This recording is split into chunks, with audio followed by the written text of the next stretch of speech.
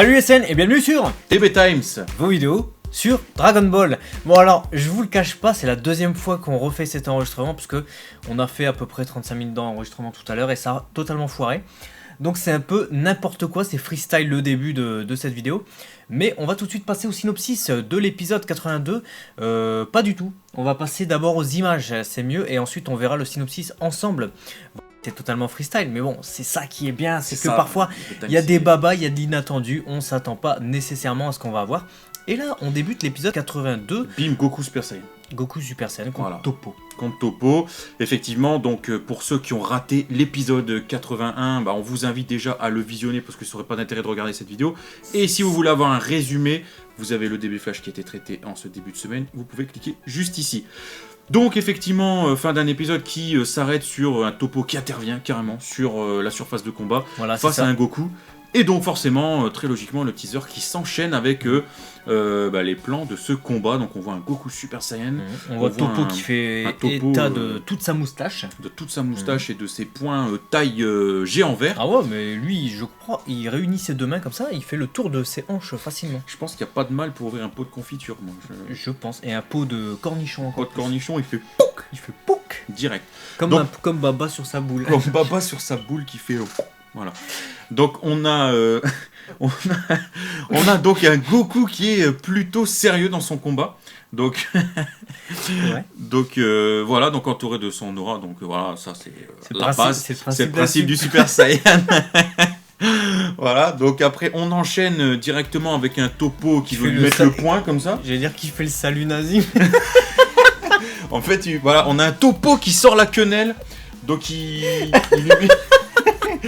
Bah, c'est pas moi, je fais pas une quenelle, c'est Toppo qui fait la quenelle. Voilà. Les gars, on a une info officielle, c'est que Toppo regarde Dieudonné. Voilà, ça on a l'information. Ouais si, tu peux la mettre, c'est pas nous qui faisons une quenelle, c'est Toppo qui fait une quenelle. Voilà, donc recentrons-nous sur Toppo qui fait donc son attaque où il lance des Kikora avec les doigts. Il lance des Kikora avec les doigts, effectivement. Non, ça rappelait une attaque de Super numéro 17 dans Dragon Ball GT. Voilà. Yubisaki Kara Kikora. Aussi. On a donc les deux Zenwo qui sont totalement ébahis face à ce... Subjugués par ce combat. Ouais, carrément, comme des gosses, fidèles à leur... fidèles à ce qu'on connaît d'eux jusque maintenant. Ouais.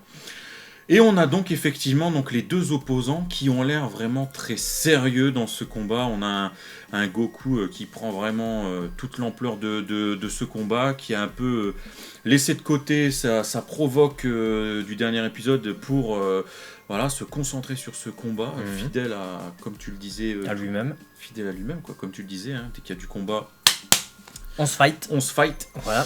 Et on remarque quand même des égratignures sur Goku, mais on peut se douter qu'il s'agit des égratignures subies lors du combat contre Bergamo. Alors, c'est pas nécessairement celle contre Toppo, et il est très possible que cette transformation en Super Saiyan survienne très tôt dans l'épisode. Ouais. En tout cas, on voit les deux se confronter à plusieurs reprises dans le teaser, notamment des échanges de Kikora qui vraiment pètent de puissance.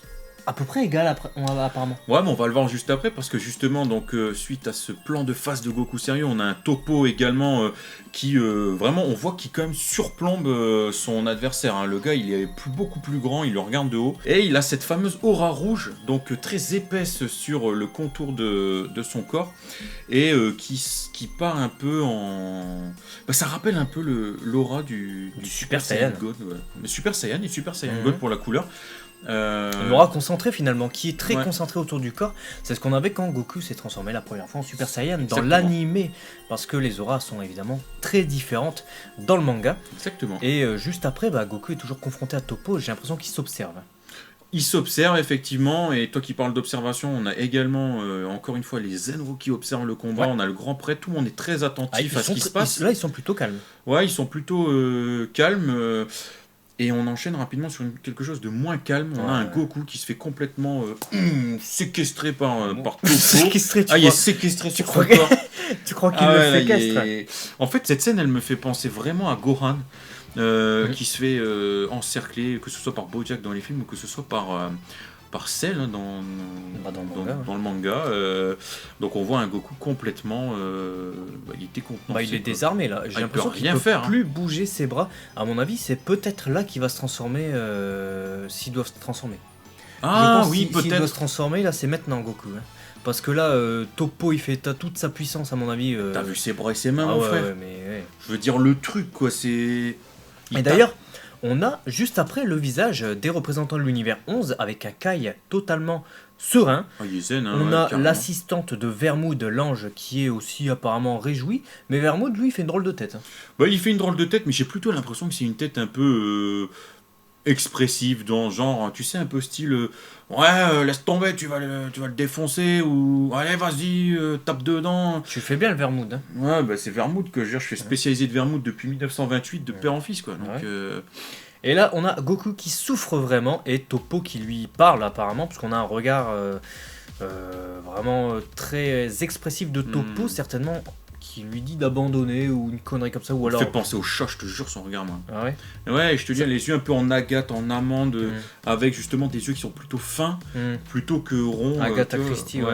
C'est ça, Agatha Christie, ouais. Et sinon, je me dis aussi que ce Toppo là est certainement en train de dire je vais savoir si tu as du vice en toi ou une connerie du genre. Et je pense que Goku est en train d'hurler là. Et que on va parler de Bilus juste après, on va parler de l'échange de Kikoa juste après. Mais après le titre de l'épisode, on a Toppo vraiment très étonné de voir une lueur bleue se produire devant lui. Et on se doute que Goku se transforme en Super Saiyan, God Super Saiyan, donc en Super Saiyan Blue. Ouais. Et très certainement, Et c'est au moment il a peur, hein, ça. où il trouve l'encercle. sa mère quand même. Hein. Ah ouais, Là, il a vu le truc, il a fait oh, qu'est-ce que c'est que cette aura divine qui me vient dans les moustaches. moi je suis quelque peu subjugué. Voilà, c'est ça. Je pense qu'à mon avis, il lui a fait un truc comme ça. Mm. Et pour revenir sur Bilus, là, parce que c'était l'aparté qu'il fallait qu'on souligne. Ouais. Mais je sais pas ce qu'il a, Bilus, sur ce plan, en fait. Non, Yeah, Goku, il s'en fout. Il a l'air je sais au bout de pas, sa il vie. est En fait, j'ai l'impression qu'on a... morose sur ce plan. Ouais, après, peut-être que c'est un plan où il est en train de bouder, tu vois. J'ai l'impression qu'il se prend une remarque et il dit... C'est vrai que c'est un gosse sur ça, Bilus. Il aime pas les remarques. ouais. Soit ça, soit il se dit ouais, de toute façon, moi je m'en fous, ceci, cela, tu vois. Il est très possible aussi que Bilus il agisse en disant quelque chose, tu vois. Genre, il tient un Goku, il va dire un truc pour défendre Goku. On va lui faire remarquer qu'il le fait. Et il va dire ouais mais non en fait je m'en fous tu vois, et puis... Ouais, c'est possible. Hein. Tout à Parce fait. qu'effectivement, ça va à l'opposé de la réaction qu'il a eue face à Bergamo, où il était plutôt en mode protection de son poulain dès lors qu'il l'a mis un peu à mal et l'a fait passer pour le méchant. Et il a même pété le sol de là où il était. Donc qu'effectivement, c'est un petit peu en contradiction.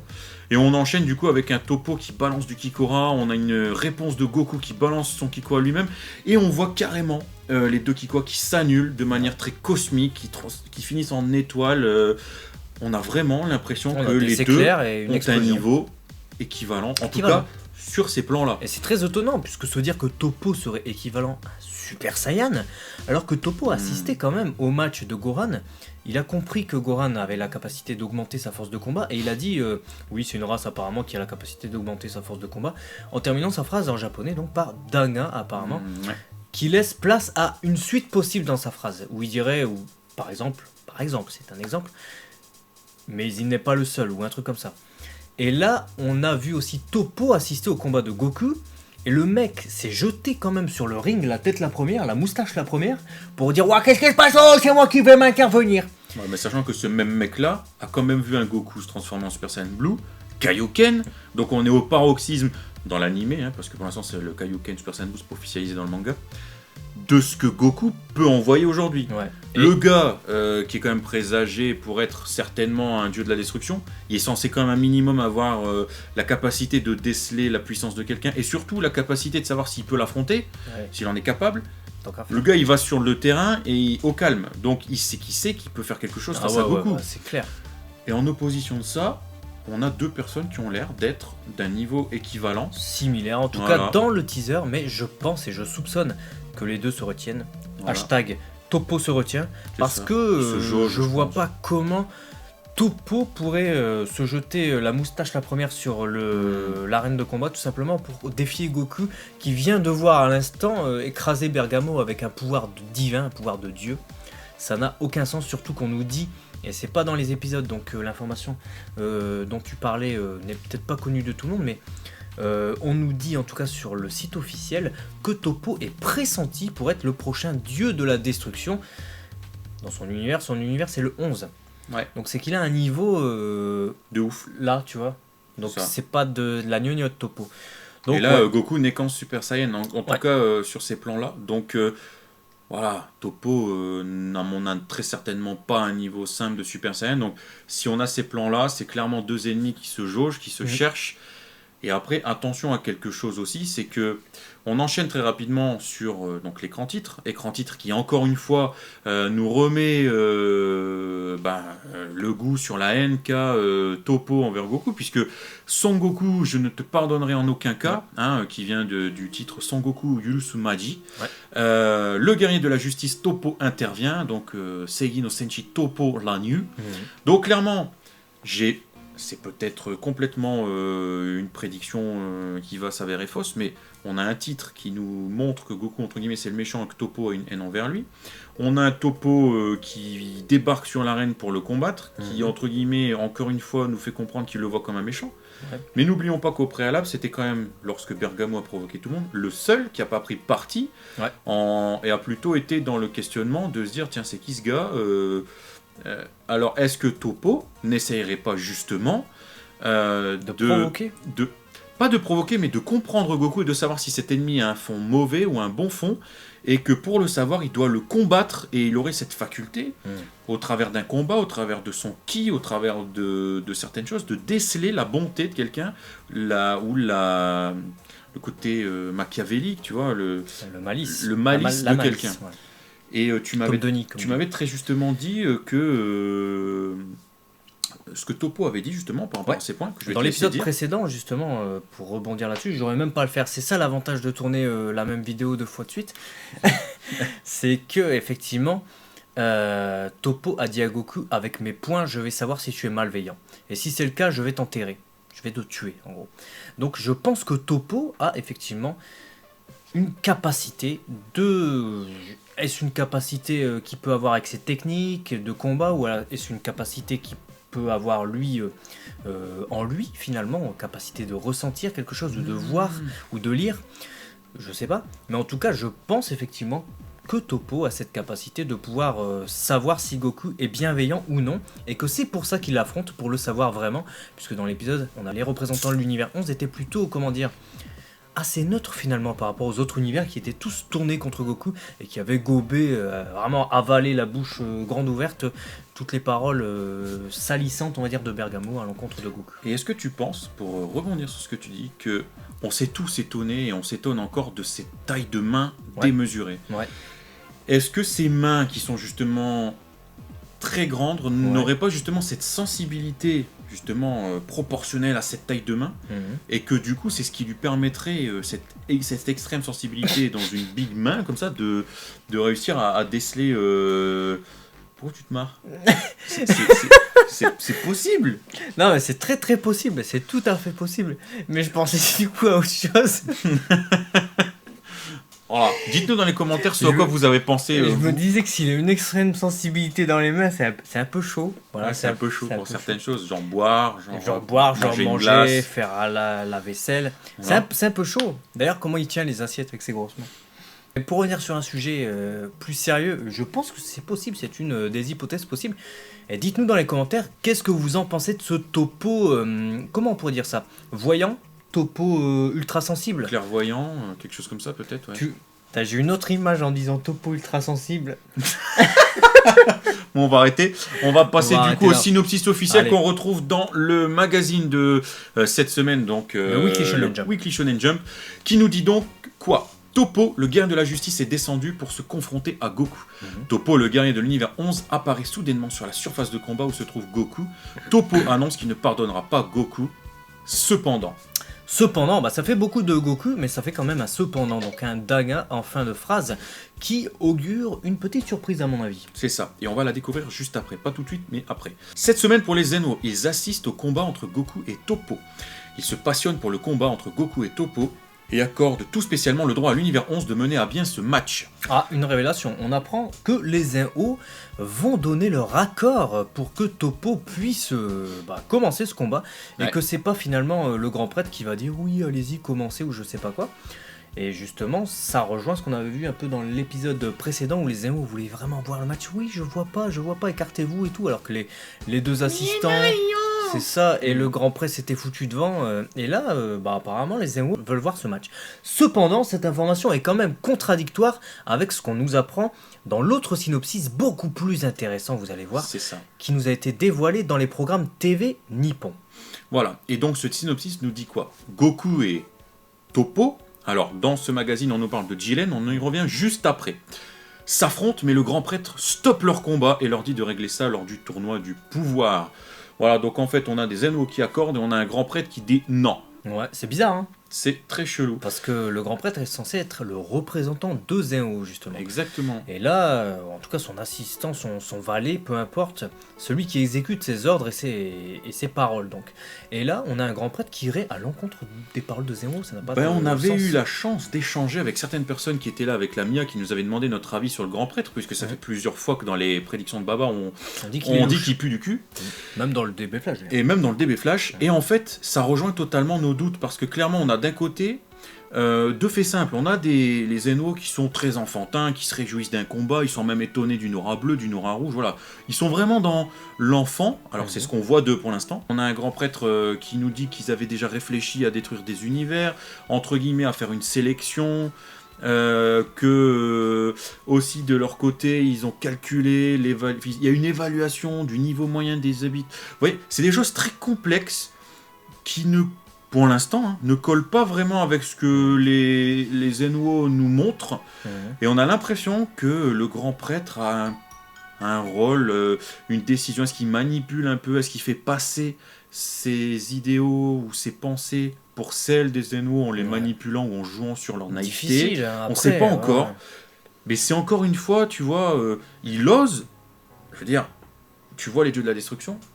Il y a quelqu'un qui ose dire juste une phrase, ils sont tous complètement fous, même Bilus, il se pisse dessus. Et tu as le grand prêtre, certes, il fait partie des 5 plus forts, si ce n'est le plus fort, puisque dans le manga on a eu cette précision. Il va quand même en opposition avec son chef, quoi. Ah ouais, avec les Zinho.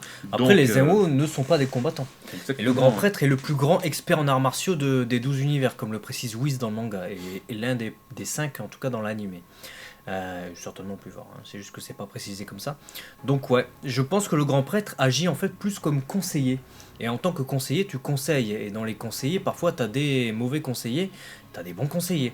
Donc on sait pas de quel côté est le grand prêtre. Est-ce que c'est un faux conseiller qui veut justement faire passer ses idées, ou est-ce que c'est un vrai conseiller et qui fait donc des suggestions aux Zinho qui disent oui ou non? Et en l'occurrence, là, il pourrait faire des suggestions, genre, ne serait-il pas plus agréable de nous dispenser de quelques univers, nanana. Et puis, vu que c'est des gosses, ils font, ah oui, c'est vrai. Enfin, ouais, c'est possible. Savoir. C'est possible, ou peut-être qu'effectivement, il les relaye simplement en disant, on verra ce combat lors du tournoi du pouvoir, patati, patata. Ah, mais là, je pense que c'est ça. S'il intervient, là, c'est justement pour dire, autant aux deux Zinho qu'aux deux concurrents, là, qui se foutent sur la gueule sur le ring.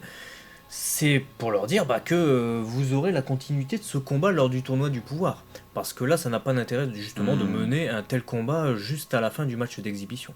D'ailleurs, de quel droit? T'es qui Toppo là? Qu'est-ce que tu viens faire ta loi?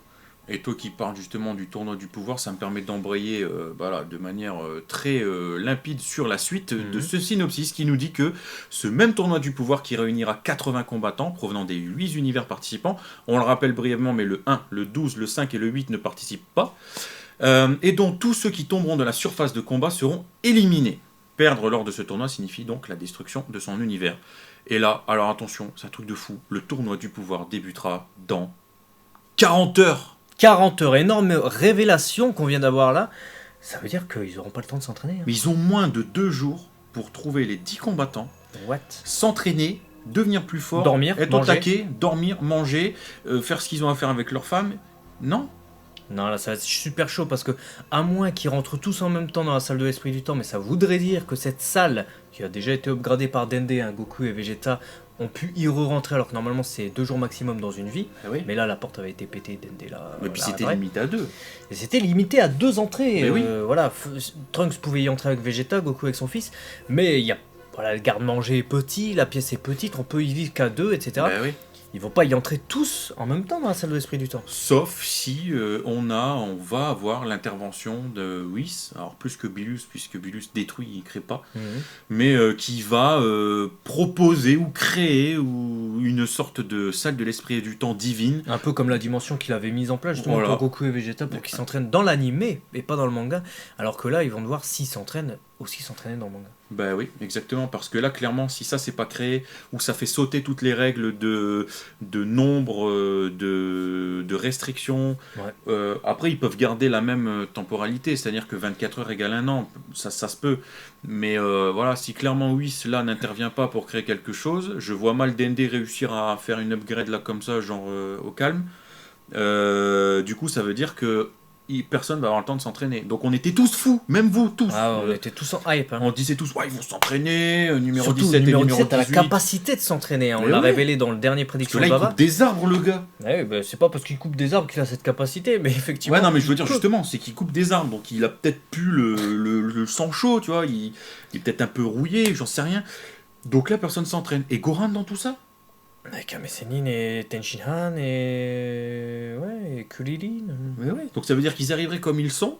On a un Goran, je vais être vulgaire, je suis désolé, mais il nous fait chier depuis le début d'un Dragon Ball Super Goran. C'est-à-dire que, début, il sait même pas s'il peut se transformer encore en Super Saiyan, le gars. Là, il nous fait un combat contre Lavenda, il se transforme, il reprend espoir, mais voilà, il dit je vais m'entraîner et tout. Ah ouais, papa, je suis fort. Je suis pas assez fort. Je suis pas assez fort et tout. Et là, on nous dit c'est dans 40 heures. Mais donc, on a un générique qui nous parle d'un Ultimate Goran potentiel. On sait pas comment en 40 heures on peut caler tout ça. Ouais. Il y a quelque chose qui va devoir se passer, parce que ou alors ça va être un pouvoir qui va se réveiller ou des choses qui vont venir en plein combat. On verra. Voilà. Bah, en surtout tout cas, que c'est une battle royale, donc c'est un peu compliqué justement de réveiller des trucs en plein combat. C'est pas comme en pas 1 le contre temps. 1 où justement t'as le temps de gérer. Là t'as tout le monde qui va venir les uns sur les autres se Mais foutre sur la gueule. Ça va plus être un truc comme on voit dans les openings où t'as tous les combattants qui se fightent en même temps, qui esquivent des coups, qui regardent à carrément. droite, à gauche et qui doivent calculer oui celui-là on va le faire tomber de cette manière. Je pense que ça va être plus un truc comme ça. Là ça va être un peu chaud. Hein. bah, sauf si oui, s'il se casse la tête à ce qu'il remonte le temps toutes les 30 secondes pour que les gens s'entraînent 30 secondes, etc. Donc ça va durer Ouais, un peu. toutes les 3 minutes parce qu'il peut faire ça avec un délai de 3 C'est minutes ça. maximum. Mais J'imagine, il s'entraîne 3 minutes, il revient en arrière, il se rentraîne 3 minutes, il revient en arrière, Mais le il s'entraîne 3 minutes. ça marcherait pas parce que rappelez-vous, le pouvoir de Whis c'est de réécrire le temps et c'est pour ça que quand Frieza a détruit la Terre n'a pas été réellement détruite en fait parce que Whis a réécrit ce passage du temps donc en fait Un il peu comme n'existe Grégory pas. Le Marchal, il a réécrit l'histoire. Je vais pas la laisser celle. je vais pas la laisser Mais celle. si, tu peux la Non, laisser. non, Bah, il c'est est une mort, chanson. il est mort le mec. Et alors Il est mort, mais C'est il un peu chante chaud, quand même. ouais, mais je sais pas, ça c'est un peu chaud. Donc il a réécrit le temps, du coup ce monde-là n'existe pas et n'a pas été dédoublé comme lorsque Bilus est intervenu pour détruire Zamasu qui existait déjà dans un autre monde avec l'anneau qui protégeait du coup de la destruction. Donc bref, pour pas faire compliqué, ça va être compliqué. Voilà. C'est ça. Mais même sous-entendu, de toute façon, c'était une boutade par rapport à Whis, puisque si tu reviens en arrière, l'entraînement que t'as fait est annulé et tu recommences. Puisque tu Donc refais ça sert à toujours rien. tout sert à rien. C'était juste la boutade. Mais par contre, on peut préciser quand même quelque chose d'intéressant dans ce synopsis, c'est que c'est un programme TV japonais, Ouais. et il nous dévoile que Goku doit être opposé à Jiren. Là, maintenant, dans l'épisode 82, l'épisode où Toppo est intervenu devant Goku, Jiren, c'est qui? C'est ça. Parce qu'en fait, le synopsis, tout à l'heure, on vous a dit Goku et Toppo s'affrontent, patati patata. Mais en fait, à l'origine, c'est Goku et Jiren s'affrontent, Voilà. patati patata. On s'est dit, what, c'est quoi ça? On a remodelé la phrase parce qu'on sait que c'est Toppo et c'est pas Jiren. Mais on vous explique un truc. C'est-à-dire que là, quand ce synopsis est sorti, effectivement, personne ne savait qui était Jiren. Ça a été révélé aujourd'hui. Donc, jeudi 9 mars, j'ai tapé la news dans la journée et ce C'est ça. synopsis est sorti le matin. Donc, le matin, personne ne savait qui était Jiren. Dans la journée, il y a une news. J'ai vu justement Jiren dans Dragon Ball Heroes, le jeu, enfin Super Dragon Ball Heroes, le jeu d'arcade. carrément. Je me suis dit, on va regarder. Il y a des révélations sur ce personnage, cet alien de Dragon Ball Super. Et j'ai regardé donc cette vidéo, et quelle surprise ne fut pas de découvrir le nom affiché du personnage qui était Jiren, qui correspondait donc au nom qu'on a dans ce synopsis. On a donc le personnage, l'alien qu'on voit dans l'opening de Dragon Ball Super, l'opening de l'arc survie de l'univers, qui s'appelle Terman, hein. Jiren. Jiren finalement, qui apparemment à l'origine dans le synopsis de base devait être opposé à Goku et devait intervenir à la fin du match d'exhibition. Ce ne fut pas le cas, il a été remplacé par Toppo apparemment. Exactement, et du coup ça fait un lien avec ce qu'on n'arrête pas de dire depuis plusieurs babas où on s'était dit attends, il y a eu de l'arnaque là dans l'histoire, parce que rappelez-vous, on avait eu un mec aux côtés des opposants de l'univers 11 qui avait une cape noire qui était non sans rappeler le fameux ver de Terman qu'on avait, donc qui est désormais Jiren, dans l'opening. On se disait mais ouais regarde, c'est les mêmes gants, c'est la même couleur, etc. Très vite ça a été changé une fois qu'on a eu vraiment l'opening, les plans officiels avec un gars beaucoup plus mastoc. Ouais, dans le teaser de l'épisode 78. C'est ça, où tout était caché, et où on a finalement appris que c'était Toppo, donc on s'est dit, bah merde, attends, on s'est fait arnaquer dans l'histoire, ils ont changé le perso et tout. Et là maintenant on a un synopsis qui vient créer la même erreur, entre guillemets. Donc il nous prouve clairement qu'à mon avis, de base, Jiren devait être Toppo et inversement peut-être. Et que, voilà, ils ont vraiment interverti les deux, puisqu'un synopsis ne s'écrit pas du jour au lendemain, donc c'est des choses qui étaient écrites en avance, et donc Jiren aurait dû très certainement être l'opposant à ce moment-là. Je pense que s'ils ont changé le scénario, c'est parce que Jiren, quand même, il apparaît dans l'opening, un peu comme l'adversaire final, en tout cas c'est ce qui semble, et ça aurait été peut-être prématuré de le voir affronter Goku là maintenant, et ça aurait fait répétitif quoi finalement, tu vois. On le voit là maintenant, on le découvre tout de suite, et puis on découvre les autres Pride Troopers et les autres combattants, les autres concurrents peut-être importants, même d'autres univers, après, alors qu'on s'en fout un peu plus par rapport à Jiren, on va dire. Je pense que dans le manga, les faits vont se dérouler différemment. Je pense qu'il est très possible qu'on voit Jiren à la fin du match d'exhibition, si match d'exhibition il y a peut-être, et que ça se passe pas tout à fait comme ça, qu'il n'y ait pas nécessairement un combat, je sais pas. Et justement, l'anime aurait pris le parti de faire un combat, mais se serait dit ah merde, s'ils combattent là déjà maintenant, nous on va être emmerdés parce qu'on a un combat final à faire et les autres personnages ne seront pas exploités. Alors peut-être qu'ils ont changé les rôles entre Jiren et Toppo, c'est ce qu'on se dit, c'est une hypothèse, ça n'est absolument pas officiel. Le seul truc qui est officiel, c'est qu'effectivement c'était Jiren qui était écrit dans le synopsis et que maintenant c'est Toppo qu'on voit nous dans les épisodes. Voilà. Donc, et à voir du coup si, comme tu le dis, ces épisodes liés à un match d'exhibition vont apparaître ou non dans le manga. Est-ce que c'est pas une sorte de subterfuge pour laisser le temps au manga de rattraper petit à petit l'animé ou pas? J'ai envie de dire j'espère pas, parce que clairement quand on voit le dernier épisode, quand on voit un peu le comportement de Goku, quand on voit entre guillemets la transformation de la position que Goku a, qui passe du héros limite au méchant, voilà, il y a vraiment un tournant dans l'arc. Si on nous met pas le match d'exhibition et donc on n'exploite pas ce qu'on a eu, qu'est-ce qui dans le manga va nous permettre d'avoir ce même tournant, cette même position de méchant que Goku arbore à ce moment-là? Ça serait vraiment un autre parti pris, même Gohan qui décide à ce moment-là clairement de se dire je dois devenir plus fort. Il y a une prise de conscience et une prise de position sur pas mal de persos. Voilà, j'ai du mal à me dire que ça n'existera pas. C'est très intéressant et ça soulève beaucoup d'interrogations. Et justement, qu'en pensez-vous? Dites-le nous dans les commentaires, parce que cet épisode 82 va être finalement assez fou. On va avoir une sorte de mini-combat entre Goku et Toppo. Peut-être que Goku va se transformer, va faire état de toute sa puissance contre Toppo, ou peut-être que le match va être arrêté bien avant. En tout cas, on sait qu'il est arrêté. Et que pensez-vous justement de ce Jiren et de cette histoire avec Toppo, et également de l'adaptation possible en manga de ce passage de l'anime qu'on découvre actuellement? Dites-le nous dans les commentaires, on se fera un plaisir de vous lire. En tout cas pour nous, c'est tout ce qu'on voulait vous faire partager, et on se retrouve prochainement pour une autre vidéo qui parlera des titres et synopsis des épisodes 83, 84, mais également 85, et oui, on va jusqu'au milieu du mois d'avril carrément, donc vous verrez ça dans une prochaine vidéo. Il y a de belles surprises. Merci encore d'avoir suivi ces prédictions de Baba. Et n'oubliez pas, Jiren, la perfection au masculin. Matane. Matane.